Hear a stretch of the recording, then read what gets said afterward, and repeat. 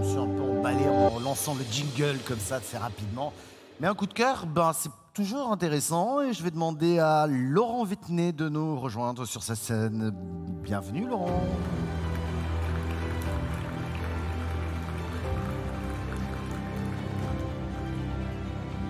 Je ne sais pas si Sylvain Convert est encore là.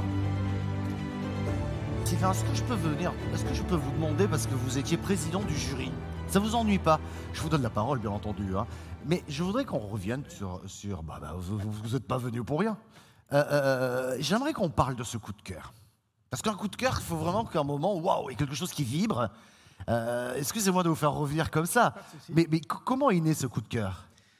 Alors c'est bien dans un jury de pouvoir bénéficier d'un coup de cœur, de pouvoir remettre un prix, puisque ça ouvre la possibilité à remettre un prix à l'ensemble des candidats qui ont adressé leur dossier. Au-delà de ça, c'est là que commence la vraie difficulté. Plutôt que d'avoir quelques dossiers, quelques candidats dans une section bien déterminée, là c'est ouvert à l'ensemble et la difficulté est de trouver l'entreprise qui rassemble le plus de membres du jury dans cette notion de coup de cœur. Bon, voilà comment ça s'est passé. On va la découvrir. Merci Sylvain d'être venu nous voir. Bonsoir Laurent. Bonsoir, c'est le bon prénom Laurent, c'est bon moi. Par rapport à Jean-Marie. Décidément, ils sont de plus en plus durs avec moi. Moi, je vais arrêter là tout de suite. Qui sont vous? Vous êtes ambassadeur en chef, je peux dire ça comme ça? Non, j'ai une femme qui est au-dessus de moi, mais je suis le sous-chef, oui. Ouais, vous êtes ambassadeur en sous-chef. Ouais, c'est ça. C'est ça. C'est exactement ça. Qui sont ces ambassadeurs en fait? Ambassadeur, c'est une communauté, il y en a une grosse partie ici, parce qu'il y en a à peu près, je pense, une centaine, dont beaucoup de nominés et certains ont des prix. Parce qu'en fait, ambassadeur, c'est une communauté qu'on a créée il y a 2 ans et demi, aujourd'hui, en juin 2019. L'idée, c'était de continuer à promouvoir notre département, mettre en action, mettre en lumière toutes les actions qui sont menées par les collectivités, les institutions, et puis mailler le territoire avec des humains. Donc on met aussi en lumière des actions, on va dire d'ordre privé, mais qui sont un peu plus majeures. Et puis aujourd'hui, on rend service aussi au monde étudiant, puisqu'on a créé par exemple une plateforme, on a beaucoup d'actions, beaucoup de petites actions, hein, puisqu'on n'est pas là pour créer des choses phénoménales. Mais voilà, c'est une communauté qui s'est mise en marche et qui fonctionne très bien, puisqu'aujourd'hui, en 2 ans et demi, on est presque 400, on doit être 370 en ce moment, je crois. Et l'idée, voilà, c'est d'accompagner le département, puis de se taper sur le cœur pour dire ici c'est l'eau. On en a une partie aujourd'hui. En une soirée, on voit un petit peu ce qui peut se passer dans le monde de l'économie. Mais on a aussi, dans l'idée d'ambassadeur, un programme de pépites. Et les pépites sont justement, par exemple, Maïté en est une, mais on a des pépites aussi dans le sport, dans la culture, la musique, les arts. Et pour ça, on a des parrains prestigieux qui viennent nous aider. Donc, dans le sport, on a Benjamin Nivet qui s'occupe des jeunes sportifs. On a Michel Cailloel qui s'occupe des artistes. Et puis, Clément Meunier, par exemple, pour les gens du spectacle. Donc voilà, ça se met en harmonie. Ils sont férus, ils adorent ce département. Vous avez évoqué différents thèmes sur lesquels vous agissez. Un qui a été un peu spectaculaire, notamment le tourisme avec cette montgolfière géante. Oui, c'est aussi une des actions, c'est un des investissements, oui, qu'on va peut-être voir dans les clips. Mais l'idée, oui, c'est de trouver aussi des choses. On est une agence de marketing territorial, on est là pour communiquer. Donc on est aussi toujours dans la recherche avec toutes les personnes du team ambassadeur, trouver des idées qui démarquent et qui puissent avoir une communication plutôt bienveillante et souriante du département avec ses ambassadeurs du jour, des petits interviews Trombini. Et puis, pour accompagner tout ça, on a quelques investissements. On parlait de la plateforme pour aider les étudiants. En 5 mois et demi, 6 mois, là, on a plus de 55 000 utilisateurs. C'est la fameuse plateforme Jobassadeur. Voilà. L'idée, c'était de rendre service aux étudiants, parce que les étudiants sont aussi venus à Ambassadeur. Ils sont des ambassadeurs en puissance, hein, comme les autres. Ouais. Et ils avaient des problématiques pendant la période Covid, justement, de trouver des stages, des alternances, des stages même d'observation pour les troisièmes. Donc, c'est parti de cette idée-là, d'échange avec les étudiants. Et puis, nous, on s'est tourné vers nos ambassadeurs. On a aussi tous les syndicats patronaux avec nous. Et de nombreux ambassadeurs nous disaient, nous, on en a des stages, mais on n'a pas d'étudiants. Donc en fait, on voit qu'il y a un manque de communication, parce que voilà, les plateformes, il y en a beaucoup.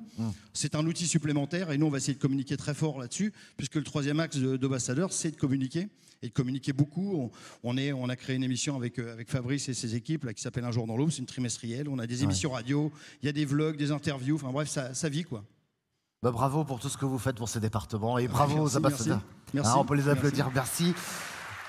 Laurent, je vous invite à nous donner le nom du coup de cœur du jury, puisque par définition, si c'est un coup de cœur, il n'y a pas de nommé, hein, vous l'avez bien compris. Oui, on fonctionne beaucoup avec le cœur, donc ça nous allait bien, c'est pour ça qu'on a choisi ce trophée. Donc le trophée du coup de cœur du jury est pour l'atelier du courrier. Et j'appelle Olivier Laurent à venir nous rejoindre sur cette scène. Bravo Olivier pour l'atelier. Il est où? Il arrive. Qui est ambassadeur? L'atelier du courrier, c'est le coup de cœur. J'étais pas dans le jury, moi. Du jury de cette première nuit des réussites. Venez avec nous sur cette scène. Bienvenue Olivier. Olivier, bonsoir. On va vous remettre un micro. Est-ce qu'on pourrait présenter en détail, je dirais, tout ce que vous faites à l'atelier du courrier? Donc, il y a beaucoup de facettes quand même. Oui, puisque nous sommes un opérateur alternatif autorisé par l'ARCEP, donc un opérateur postal. Et notre vocation, c'est de créer de l'emploi pour des personnes en situation de handicap. Ouais. Donc pour cela, nous sommes une entreprise adaptée, agréée par la DRET. Et le processus est très simple. Nous allons dans les entreprises, nous collectons le courrier. Donc nous avons beaucoup de clients dans la salle et dans le Grand Est. Et au niveau national d'ailleurs, puisque l'atelier du courrier, c'est aussi un centre qui a été créé par Jean-Michel Kampf au départ en Île-de-France, qui a été créé il y a 3 ans sur 3, qui a créé plus de 16 emplois, qui va recruter bientôt 3 nouveaux emplois, puisque nous avons gagné un appel d'offres, un bel appel d'offres par un partenaire bancaire. Donc l'objectif, c'est d'aller chercher du courrier dans l'entreprise, de le massifier, donc de le regrouper, de le donner à la poste, d'obtenir un tarif grand compte, ce qui permet de faire une économie entre 20 et 30%, et de se répartir l'économie. Donc l'entreprise va faire une économie substantielle, et nous, on va, avec cette économie, créer de l'emploi. C'est bien vu. C'est super, bravo hein, vraiment.